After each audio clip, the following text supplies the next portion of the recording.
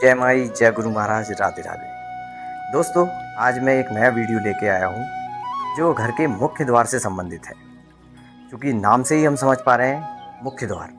मुख्य द्वार वो अवयव है हमारे घर के वास्तु का जहाँ से सभी प्रकार की ऊर्जाएं हमारे घर में प्रवेश करती हैं, चाहे वो सकारात्मक ऊर्जा हो या नकारात्मक ऊर्जा हो। अब आज हम मुख्य द्वार को लेकर कुछ पहलुओं पर बात करेंगे, जिसमें सबसे पहले हम बात करेंगे द्वार वेद की। जैसे नाम से ही विदित हो रहा है, द्वार अर्थात दरवाजा और वेद अर्थात रुकावट। हमारे घर के मुख्य द्वार के समक्ष कई ऐसी चीजें होती हैं जो हमारे घर की वृद्धि में, घर की प्रगति में बाधक होती है। सबसे पहले हम बात करेंगे घर के समक्ष वृक्ष वेद की। जैसे नाम से ही आप समझ पा रहे होंगे कि वृक्ष अर्थात पेड़ और वेद मतलब रुकावट। हाँ, पेड़ भी हमारे घर की प्रगति में रुकावट दे सकता है। ठीक है, अब सबसे पहले हम बात करेंगे कि ये कैसे। जब भी कभी हमारे घर के मुख्य दरवाजे के समक्ष कोई वृक्ष होता है तो वो हमारे घर की प्रगति में बाधा उत्पन्न करता है, उसे हम वृक्ष वेद कहते हैं। दूसरा हुआ स्तंभ वेद। जब भी हमारे घर के मुख्य द्वार के समक्ष कोई बिजली का खंभा हो या किसी दूरसंचार कंपनी का खंभा हो, किसी प्रकार का अगर कोई खंभा हमारे घर के मुख्य द्वार के बिल्कुल सामने आता है तो वो भी एक वेद पैदा करता है, एक रुकावट पैदा करता है। तीसरा हुआ कूप वेद। कूप वेद अर्थात हमारे घर के मुख्य द्वार पर अगर कोई कुआं है, कोई पानी का अंडरग्राउंड टैंक है या किसी भी प्रकार का कोई गड्ढा है, वो हमारे घर के मुख्य द्वार में कूप वेद उत्पन्न करता है। ये भी हमारे घर की प्रगति में बाधक होता है। अगला हम विषय लेंगे देव वेद।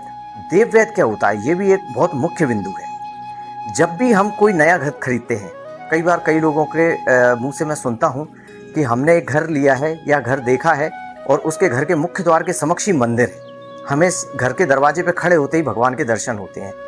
मित्रों, वास्तु के दृष्टिकोण से ये शुभ नहीं है। इसे देव वेद कहा जाता है, क्योंकि भगवान की दृष्टि हमारे घर पे सामने से नहीं पड़ना चाहिए। जैसे कि हम जानते हैं, मंदिर भी जाते हैं तो हमें भगवान के थोड़ा सा पास साइड में होकर दर्शन करना चाहिए, ना कि भगवान की दृष्टि के बिल्कुल सम्मुख खड़े होकर। ठीक उसी प्रकार वास्तु में भी यही सिद्धांत है कि अगर अपने घर के मुख्य द्वार पर भगवान का मंदिर है या सामने ही भगवान की दृष्टि हमारे घर पर पड़ती है तो उन घरों में देव वेद पैदा हो जाता है। आपने कई घर अपने आसपास देखे होंगे कि जिन भी घरों में मंदिर के समक्ष जो भी घर हैं वो कहीं भी पनप नहीं पाते हैं। उन घरों में हमेशा आर्थिक तंगी रहना, बीमारियां रहना, और कई घरों में तो ऐसा देखा गया कि वो घर अच्छे संपन्न होने के बाद भी बर्बाद हो गए। तो ये एक देव वेद हो गया। इसके बाद अगले विषय की हम बात करेंगे, वो है कील वेद। कील वेद क्या होता है कि हमारे घर के सामने अगर कोई पशु बांधने का कोई खूंटा हो, या इसके अलावा कई घरों में आप देखना कि लोग अपने घर की बाहर बाउंड्री पर जो रेलिंग्स लगाते हैं उनमें नुकीले भाले लगा देते हैं। ठीक है, वो भाले भी कहीं ना कहीं कील वेद पैदा करते हैं और नकारात्मकता उत्पन्न करते हैं जो हमारे घर में प्रवेश करती है, चाहे वो अपने खुद के घर के रेलिंग में हो या अपने घर के सामने रहने वाले लोगों के घर की रेलिंग में हो, तो वो नकारात्मकता पैदा करते हैं। अगला वेद हुआ मार्ग वेद। मार्ग वेद क्या होता है, जिसे आम भाषा में हम टी जंक्शन भी कहते हैं। जब भी हमारे घर के मुख्य द्वार के सामने से अगर कोई रास्ता सीधे आके हमारे घर पर आके ख़त्म होता है, वो भी हमारे घर में नकारात्मकता पैदा करता है, वो भी एक प्रकार का वेद कहलाता है। तो इस प्रकार हमने कुछ वेद के विषय में बात किया। इसके अतिरिक्त भी कई वेद और होते हैं जो विभिन्न प्रकार के होते हैं। हमने केवल मुख्य बिंदुओं पर चर्चा की।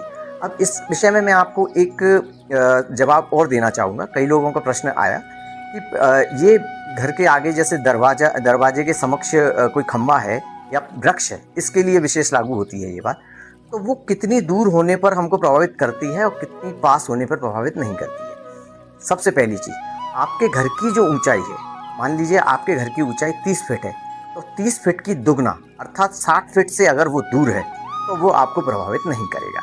ये नियम केवल और केवल वृक्ष वेद और स्तंभ वेद पर लागू होता है।